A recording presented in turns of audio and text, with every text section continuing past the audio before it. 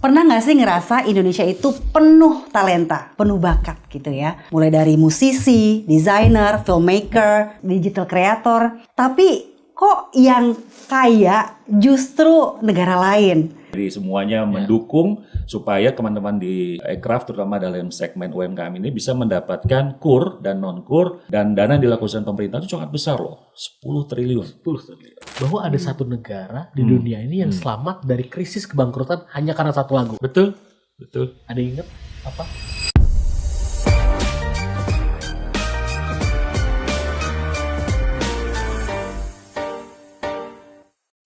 Pernah nggak sih ngerasa Indonesia itu penuh talenta, penuh bakat gitu ya? Mulai dari musisi, desainer, filmmaker, digital creator. Tapi kok yang kaya justru negara lain? Jadi kesannya tuh kayak ide-ide hebat, talenta-talenta Indonesia itu seringkali belum bisa jadi berubah jadi nilai ekonomi. Apa yang sedang dikerjakan untuk memperbaiki ini? Kita akan membahasnya bersama di WhatsApp Waktunya Hukum Menyapa, podcast resmi Kementerian Hukum Republik Indonesia, bersama saya Dian Mirza. Dan tamu istimewa kita hari ini ada Ketua Gekrafts ya, Gerakan Ekonomi Kreatif Nasional, ada Mas Kawendra Lukistian. Halo, Mbak. Dan tentunya satu lagi ada Kepala BSK Hukum, Mas Andri. Ya, Jadi Sobat WhatsApp, Gekrafts dan Kementerian Hukum ini baru saja menandatangani MOU kolaborasi agar fondasi hukum ini lebih kuat ya, dari kreativitas berubah jadi kekuatan ekonomi. So what's the urgency? Kenapa kita segerakan penandatanganan MOU ini? Ada dua hal terutama yang memang urgent, yaitu adalah saat ini di parlemen sedang berproses RUU Hak Cipta. Tentu ini linear dengan perjuangannya para pelaku atau pejuang Aircraft, yang mana mereka berkarya berdasarkan imajinasi dan inspirasi untuk menghasilkan kebermanfaatan ekonomi, tapi harus ada yang melindungi.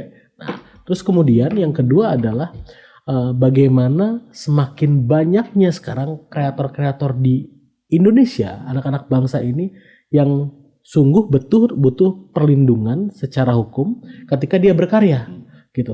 Dari Mas Andri gimana Mas? Kenapa sih ini harus urgent gitu, harus disegerakan? Oke, pertama kalau kita lihat Aircraft dalam struktur ekonomi Indonesia ya, itu pendapatan dari sektor Aircraft itu 7% dari PDB-nya Indonesia. Artinya mungkin hampir 1,5 triliun ya, Mas KW. Jadi menurut saya dari sisi ekonomi, this is a big opportunity untuk memboost perekonomian Indonesia.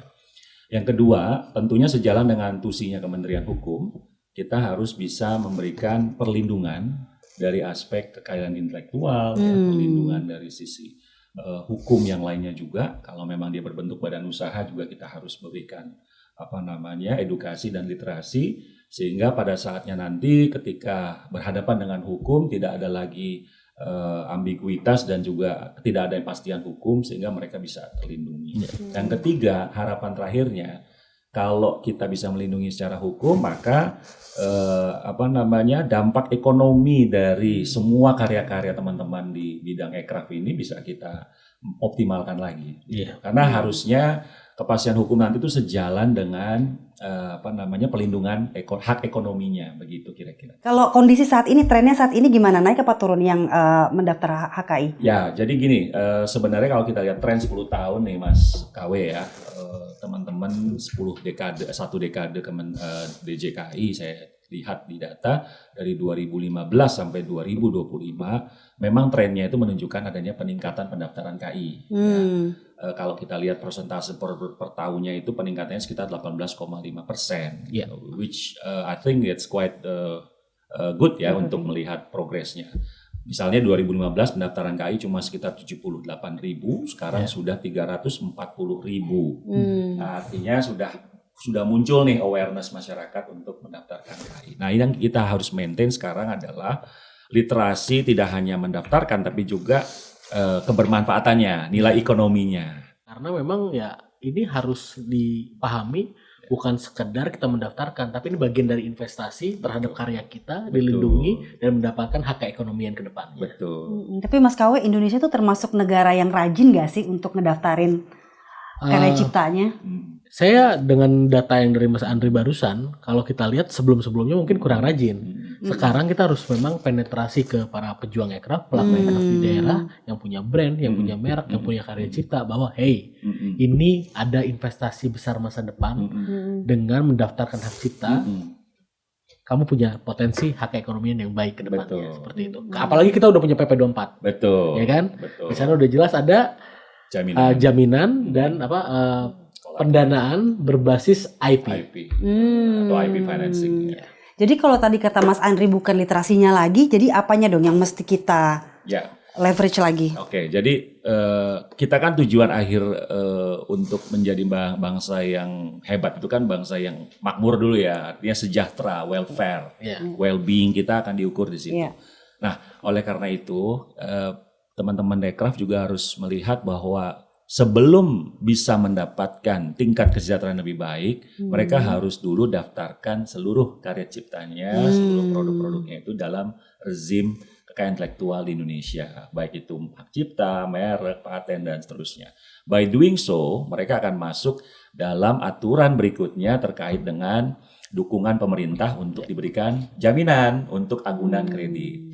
Nah, sekarang sudah disetujui oleh Kementerian Keuangan dan Menko Perekonomian, diperjuangkan juga oleh Bapak Menteri Hukum dan kawan-kawan di DPR. Jadi semuanya mendukung supaya teman-teman di aircraft terutama dalam segmen UMKM ini bisa mendapatkan KUR dan non-KUR dan dana yang dilakukan pemerintah itu sangat besar loh, 10 triliun.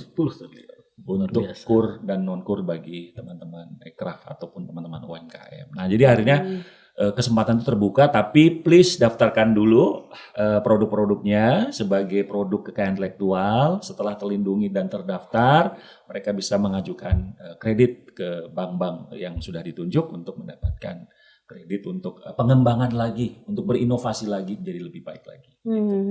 Baik, kan ini MOU udah nih Mas KW nih. Target konkretnya apa nih? At least 12 bulan ke depan. 12 gini, jadi pasca kita melakukan MOU hari ini, yang pertama adalah saya tadi udah minta ke bidang satu itu OKK, organisasi kaderisasi kelembagaan yang membawahi DPW wilayah cabang, itu untuk berkonsolidasi bahwa kita harus ada 2 orang setiap DPW dan DPC yang memang dedicated untuk mengimplementasikan, mendorong pengimplementasian ini.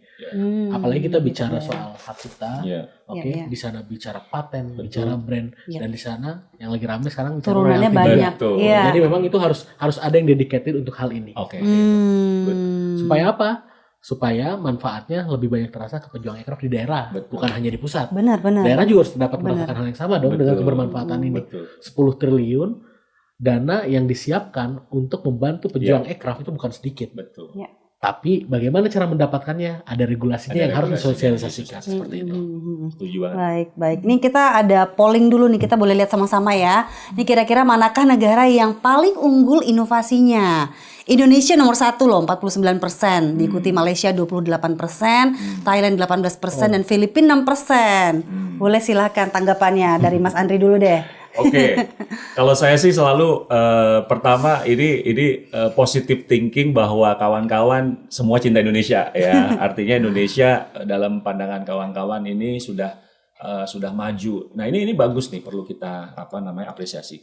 Namun memang ada satu parameter yang digunakan secara global yang namanya Global Innovation Index yang dikeluarkan oleh the World Intellectual Property Organization atau WIPO untuk mengukur tingkat inovasi di semua negara. Kebetulan memang Indonesia dibandingkan dengan Malaysia, dengan Filipina dan Thailand, kita a little bit behind sebenarnya ya. Kita rank 55 atau 54 begitu. Kita nggak bisa menampik ya, kita negara besar, PR-nya banyak, populasinya banyak. Tapi I think we are on the track, cuma masalah waktu aja. Nah MOU ini Mbak akan menjadi bagian untuk mendrive force supaya mimpi kita tadi bisa terwujud. Mbak Dian, kita itu dari satu pulau saja, dari satu provinsi saja, dari satu suku saja, itu bisa banyak menjadi sumber-sumber dasar source-nya ekonomi kreatif. Kalau bicara makanan, dari satu suku, dari satu wilayah, berapa banyak? Banyak banget. Belum tarian. Belum tradisinya. Andaikan itu bisa disadari oleh masyarakat Indonesia, makanya sekarang kita harus shifting nih.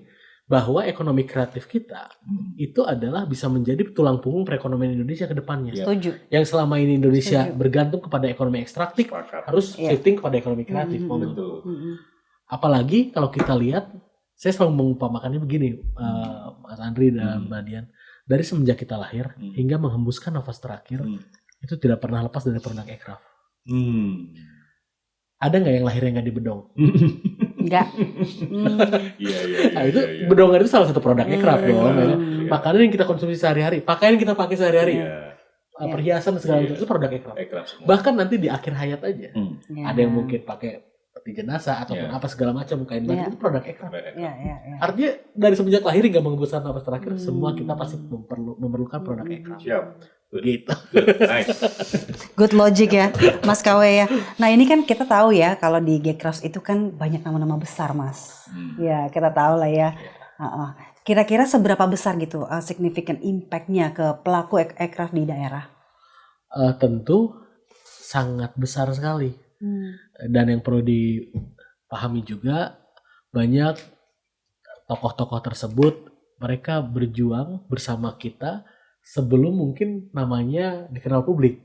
Jadi sudah sejak 7 tahun lalu mungkin bersama kita segala macam. Dan tentu impact-nya sangat jelas untuk teman-teman pejuang aircraft di berbagai daerah. Boleh kita coba sebutkan misalkan pejuang aircraft di bidang kuliner di daerah. Misalkan yang bergabung di Gcraft pedagang kuliner. Dia akan bisa mengklaim begini, walaupun saya dagang kuliner tapi saya satu organisasi sama Pak Menteri Hukum.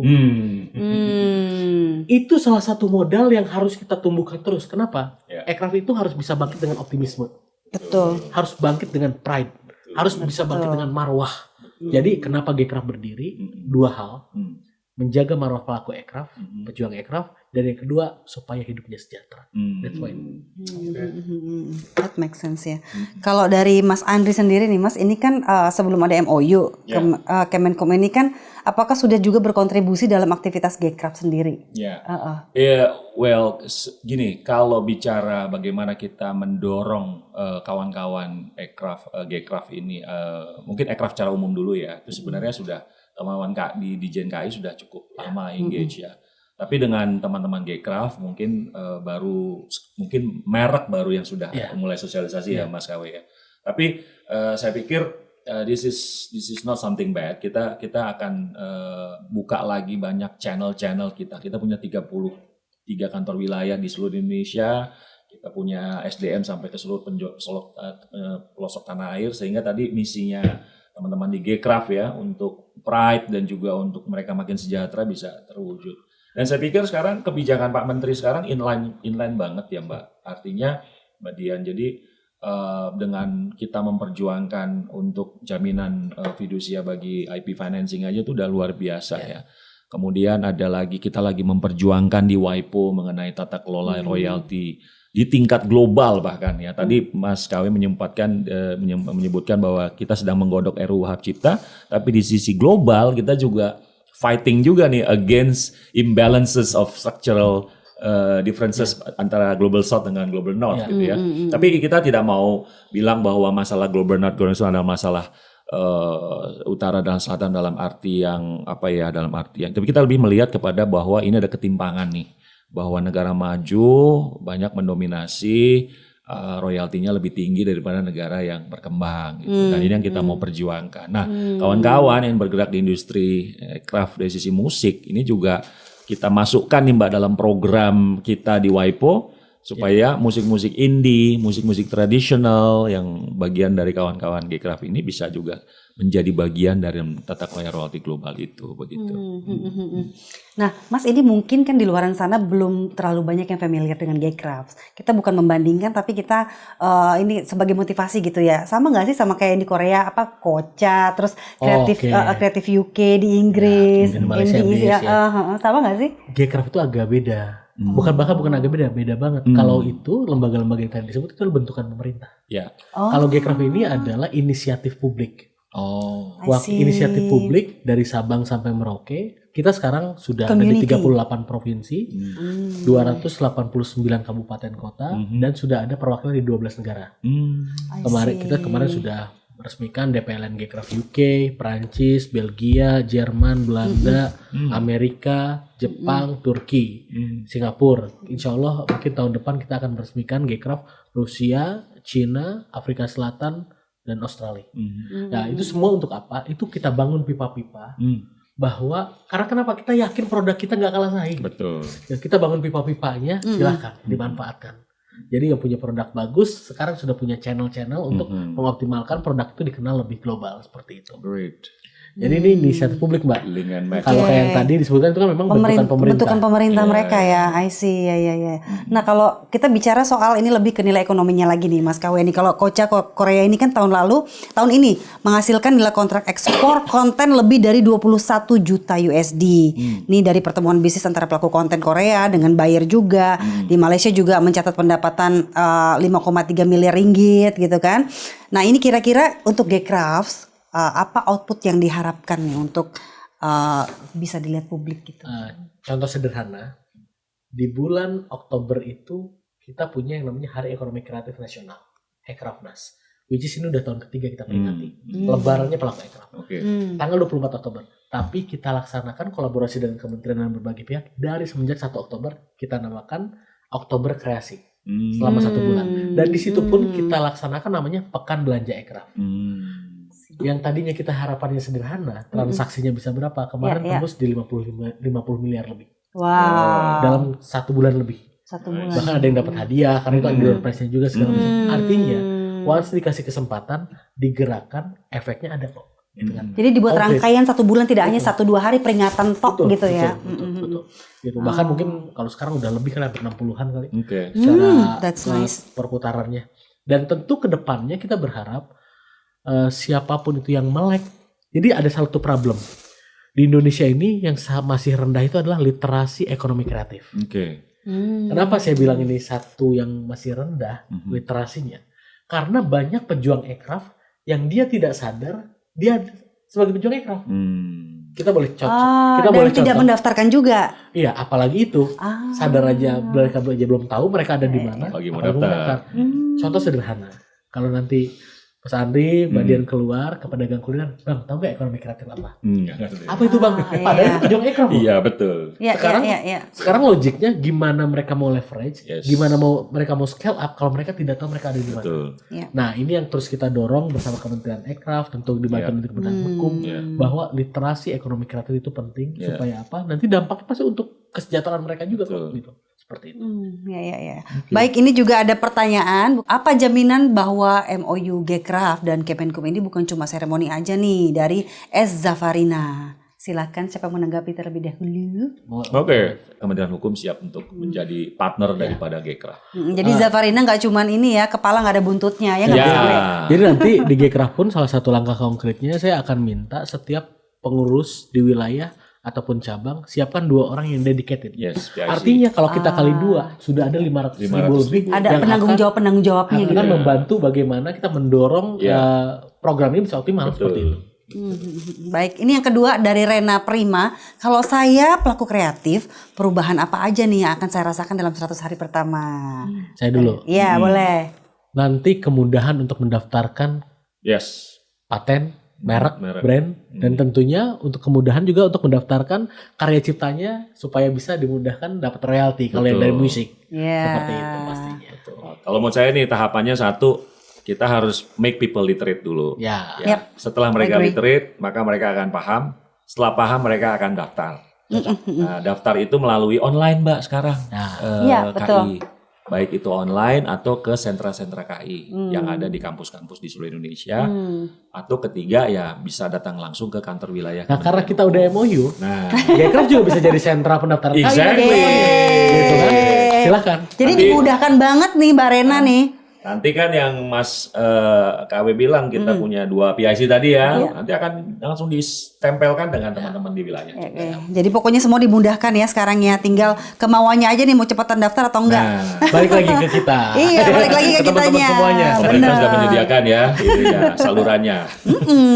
Mas Kawendra ini di kepengurusan baru nih, Mas Ketum membawa visi Asta Karya. Asta Karya itu kan pemerintah kita saat ini punya yang namanya Asta Cita. Kita itu punya Asta Karya. Asta Karya itu di dalamnya itu ada CEVA. Jadi CEVA itu adalah kayak model pendanaan. Kepanjangannya itu adalah Creative Equity Funding Acceleration. Itu CEVA kita. Nah, jadi ASTA itu ada 8. Yang kedua itu adalah DIPL. DIPL itu adalah Digital IP Protection dan Licensing Ecosystem.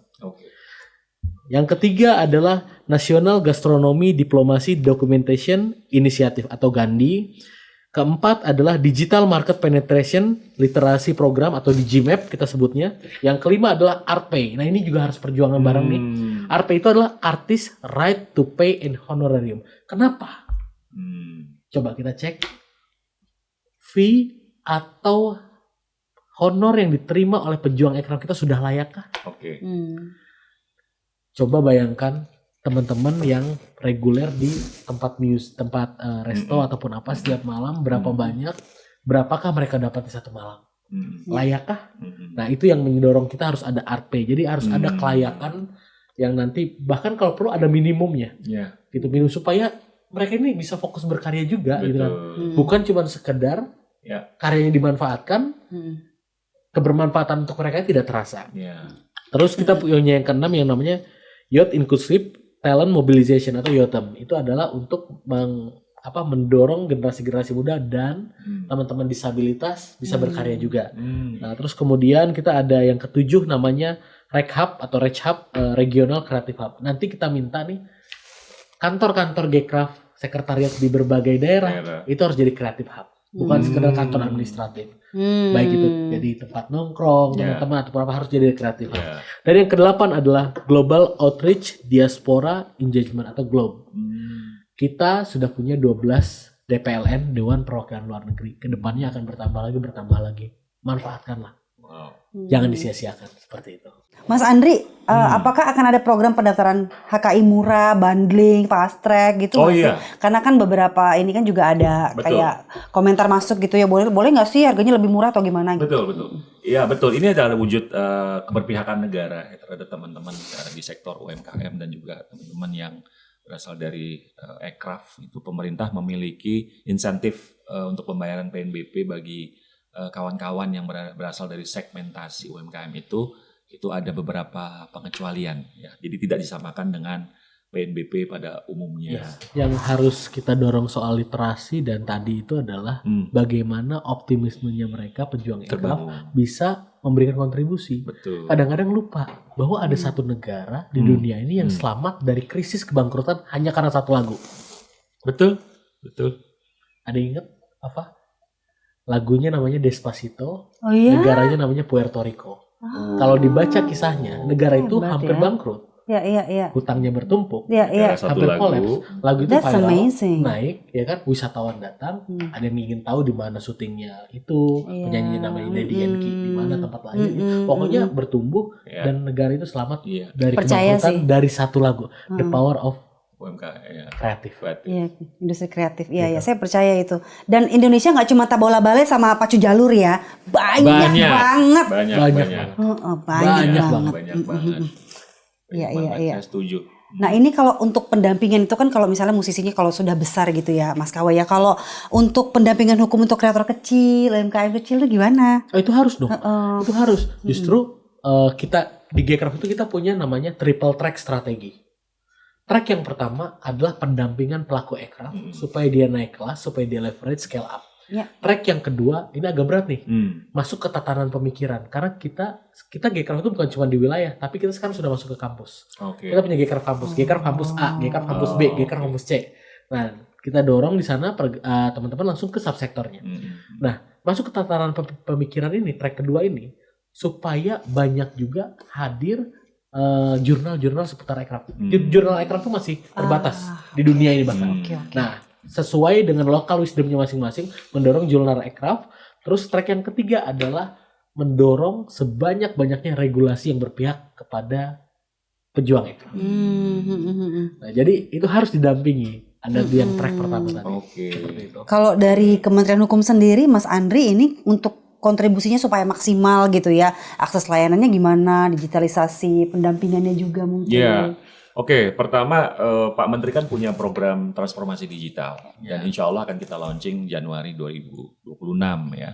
Nah itu salah satu quick wins-nya Kementerian Hukum untuk lebih memudahkan layanan publik, terutama untuk layanan di AHU maupun layanan di KI ya. Nah ini salah satu terobosannya adalah transformasi digital. Jadi saya pikir nanti di daerah kerja-kerja yang bersifat kolaborasi, sinergi, makanya MOU ini menurut saya salah satu booster untuk memperkuat penguatan rezim kekayaan intelektual dengan menggunakan kolaborasi dan sinergi.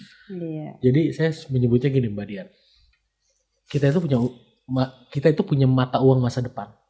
Namanya adalah kolaborasi, inovasi, dan kreativitas. Itu adalah mata uang masa depan kita. Jadi kalau kita kolaborasi, insya Allah selesai. Insya Allah selesai. Iya. Kan katanya kuat kan, if you want to go fast, go alone. If you want to go far, you can go with your team. Go together kan. Go together. Terus monitoringnya gimana Mas Andri? Oke.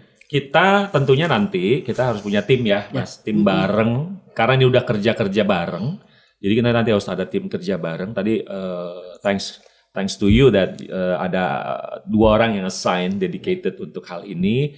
Nanti kawan-kawan di pusat maupun kawan-kawan di wilayah akan liaise each other, akan ngobrol bagaimana membuat parameter indikator keberhasilan. Kalau saya pikir sih harusnya untuk menjawab keraguan publik harus ada kenaikan angka jumlah pendaftaran KI, terutama dari kawan-kawan sektor ekraf ini. Ya, itu yang harus pertama akan kita usung gitu untuk quick wins-nya begitu. Nah untuk monitoringnya jadi saya pikir step by step bangun program bersama dan seterusnya, dan Pak Menteri juga kan ada program ini kampus call out sekarang.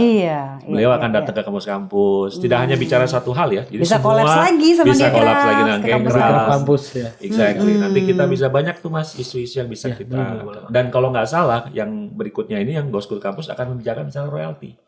Kita akan menghadirkan seniman-seniman yang memang terdampak dari adanya royalti yang tidak adil ini, gitu, tidak transparan. Nah itu engaging kampus tuh kayaknya kan lebih anak kritis, pada punya medsos, punya akun ini, jadi lebih cepat lah. Dia udah berubah sih. Jadi kita juga harus berubah. Harus shifting gitu. Satset dan konkret ya. Publik nggak butuh lagi wacana ya. Betul, setuju banget. Indonesia kira-kira bisa nggak shifting seperti Korea nantinya? Bisa. Kenapa? Saya optimis banget. Kita punya berapa belas ribu pulau? Yes, 17.000 lebih ya. Kita punya berapa bahasa? Ada yang versi 100 bahasa, 700 bahasa, ada yang 1000 bahasa. Berapalah? 700 katakanlah kita. Betul. Kita punya berapa karya cipta? Betul. Tradisi. Banyak itu bisa banget. jadi source untuk ekonomi kreatif. Betul. Dan Indonesia butuh narasi. Bahkan di Mars Gecraft tercatat Indonesia kelak menjadi pusat peradaban ekonomi kreatif dunia. Itu misi besar kita. Seperti itu. Jadi tetap optimis ya, pastinya optimis. Nah ini agak sedikit ini ya Mas, sore nih. Ini kan Gecraft sudah ada di 38 provinsi dan 288 kabupaten. Ada selentingan nih katanya yang nanya ini bakalan ini gak sih bertransformasi jadi partai politik? Jangan dong. Bukan dari aku loh ini loh. Jadi Gecraft itu sudah melalui 2 pilpres. Kita sudah buktikan bahwa kita konsisten berjuangnya untuk ekonomi kreatif. Di Gecraft ini ada semua warna. Tapi walaupun semua warna, tujuannya satu, untuk para pejuang ekraf. Mantap. Baik, ini sebelum kita berakhir, boleh ada closing statement dari Mas Andri dan Mas KW sendiri. Jadi kami di Kementerian Hukum mendorong kawan-kawan yang bergerak di sektor ekonomi kreatif, pertama untuk segera mendaftarkan karya produknya jika belum ya ke ke website Direktorat Jenderal Kekayaan Intelektual Kementerian Hukum, digitki.kemenkum.go.id. Apapun produk yang teman-teman punya ya, mulai dari hak ciptanya kalau itu lagu ataupun musik dan seterusnya, ataupun merek, paten dan semuanya. Nah kalau teman-teman bingung ini harusnya didaftar apa, kita punya kantor wilayah di seluruh Indonesia, silakan kawan-kawan datang.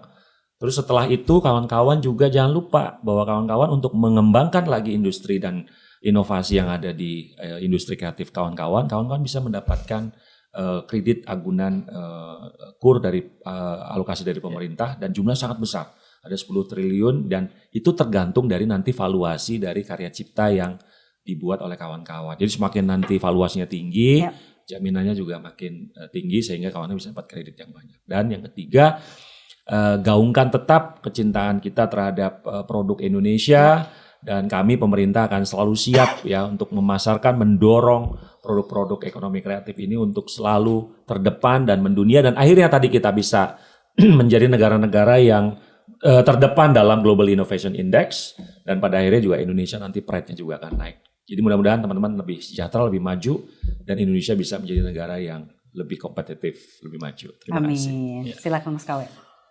Kalau kreativitas besar, perlindungan terhadap hukum ekonomi kreatifnya harus besar juga. Yes. Nah, kalau kita optimis bahwa ide adalah jaminan masa depan, maka HKI adalah solusinya. Dan saya yakin bahwa ekonomi kreatif ini adalah masa depan Indonesia, dan tentunya dengan perlindungan yang proporsional dan pastinya memberikan manfaat untuk para pejuang ekraf dimanapun berada. Dan teman-teman harus optimis, para pejuang ekraf dimanapun berada bukan hanya yang menjadi bagian dari keluarga besar Ekraf saja yang 38.000 hampir 39.000 orang, tapi semuanya itu optimis sebagai pejuang ekraf. Karena kenapa? Optimisme adalah setengah sempurna dari kemenangan. Iya, mantap. Terima kasih Mas Kawe, terima kasih Mas Andri. Sama-sama. Semoga ini bermanfaat untuk Sobat WhatsApp semua yang sudah menyaksikan. Tentunya MOU ini bukan akhir, tapi start line menuju ekosistem yang kreatif, yang lebih adil, kuat, dan juga kompetitif. Saya Dian Mirza, terima kasih, dan kita